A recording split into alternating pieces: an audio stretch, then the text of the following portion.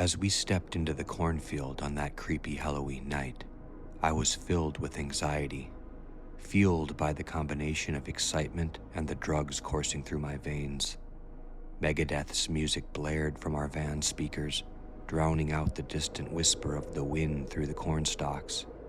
In our group, there were 3 guys and 2 girls, all eager to experience the thrill of partying in a place rumored to be haunted by something far more sinister than any ghost. They said a murder had happened here, but we were young and fearless, thinking nothing of it. As the night wore on, the light of the moon cast shadows on the rustling corn, making the field seem like a labyrinth of darkness. We laughed, danced, and reveled in the excitement of the night, but the unsettling feeling never left me. We were far from the safety of town, and the cornfield seemed to stretch on forever. After what felt like hours, one of our friends excused himself to relieve himself among the towering stalks. His girlfriend, growing concerned when he didn't return, went to check on him. It was her scream that jolted the rest of us from our revelry. We rushed towards her, panic seizing our hearts. What we saw was beyond comprehension. Her boyfriend lay decapitated, his head missing, a gruesome sight in the dim moonlight. Terror washed over us like a wave. Before we could react, another of our group was struck in the face by something heavy and wet. It was the head of our fallen friend. It had been thrown with incredible force, and we turned our eyes toward the source, only to see a chilling figure emerging from the cornfield. The scarecrow stood before us, its tattered, ragged clothing fluttering in the wind. Where its eyes should have been, there were green lights that gleamed with malevolence. In its hand, it clutched a gleaming meat cleaver, stained with fresh blood. In sheer panic, we scattered, our desperate cries echoing through the corn. We lost all sense of direction, forgetting which way we had entered the field. We called out for our missing friend, but received no response. Finally, the 2 girls and I stumbled out of the labyrinth maze of cornstalks. We rushed down the road until we found our van, our hearts heavy with dread and guilt for leaving our unconscious friend behind. We waited, tears and fear in our eyes, but he never appeared. So with trembling hands, we dialed 911 and reported the horrifying events that had transpired in the cornfield. The police arrived quickly, but when they entered the field, they found it ablaze, the towering inferno lighting up the night. The flames danced, casting eerie, flickering shadows on their faces as they worked to extinguish the fire. When the blaze was finally under control, the charred remnants of our 2 friends were discovered, their bodies mutilated and heads severed. The horror of it all was too much to bear. Halloween was forever tainted in our small town. The murders in the haunted cornfield had cast a dark shadow over the holiday, and all festivities were canceled that year. The legend of Cleaver, the killer scarecrow, became a chilling cautionary tale, a reminder that some nightmares were all too real.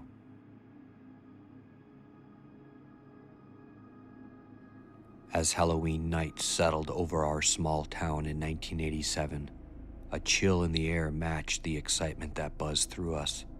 My friends and I had decided to throw a party in an abandoned house rumored to be haunted, a daring choice that would prove to be our biggest mistake.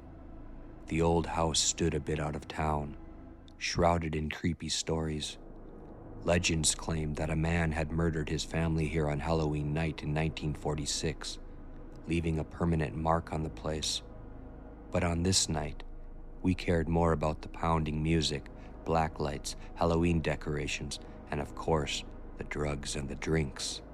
I had a crush on a girl named Sarah, and we'd been spending most of the night together, dancing to spooky tunes and sipping on our alcoholic concoctions. The party was in full swing, with some people experimenting with drugs in dark corners while others made out upstairs in spare rooms. blissfully unaware of the danger lurking. The DJ kept the beats going, powered by a rumbling generator in the basement. It was as if the house itself came alive with Halloween spirit. But that night, Halloween had more in store for us than just festive revelry. Around 3 a.m., the music abruptly cut out, plunging the house into darkness. Panic swept through the partygoers as we scrambled to find flashlights and candles. We soon discovered that the generator had stopped working.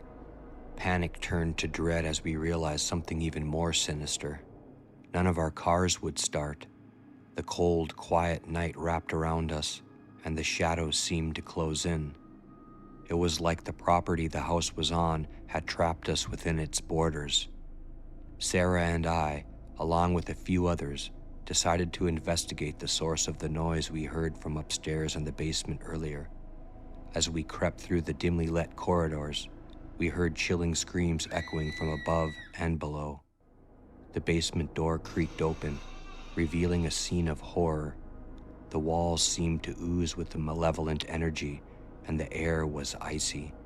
Sarah clung to me, her fear mirroring mine. We inched down the creaky stairs, our flashlights revealing strange symbols etched into the walls.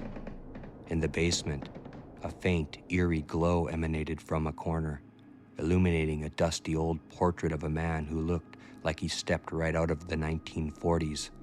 Our hearts pounded as we realized it was the murderer, the legend himself. Just as we decided to flee, a deafening crash echoed from above, and we scrambled back upstairs.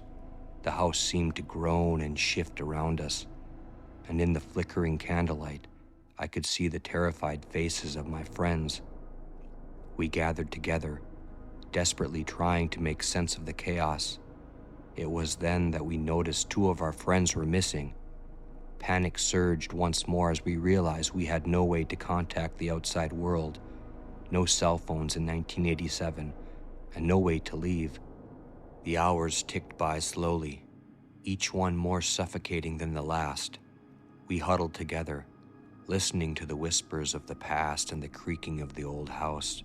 Sleep was impossible. Terror had taken its grip. Morning broke, revealing a chilling sight. One friend was found dead in a spare room, caught cheating on her boyfriend. The other, with an axe buried in his back, lay in the cornfield behind the house. The police were called, but they never solved the case. The house, with its dark secrets and haunting legends, still stood, a solemn reminder of that fateful Halloween night. It was Halloween in 1986, and the small town of Willowbrook was buzzing with excitement. Trick-or-treaters in homemade costumes roamed the streets, their pillowcases ready to be filled with candy. But beneath the festive atmosphere, a terrifying legend loomed. The kids knew of the abandoned, decaying house at the edge of town. They called it the Wicker House because it was said to be cursed, with wicker chairs rocking on their own inside, and ghostly shadows glimpsed through the shattered windows. For years it had been off limits to the bravest of kids. That Halloween, a group of friends dared each other to spend the night in the Wicker House. They crept into the darkened interior. Cobwebs hung like funeral decorations, and the air smelled of decay.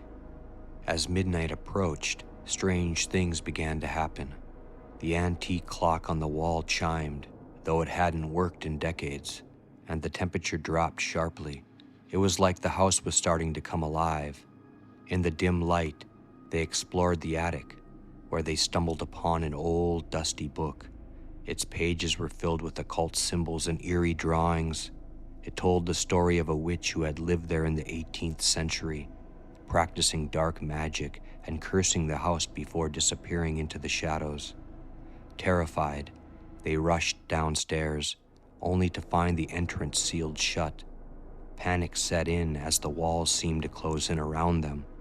The wicker chairs creaked and began to rock on their own, casting shadows on the walls. They huddled together, reciting the words from the book in a desperate attempt to break the curse.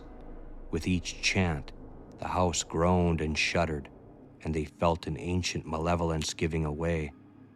Finally, at the break of dawn, the front door creaked open, and they fled the wicker house, their breaths visible in the cold morning air.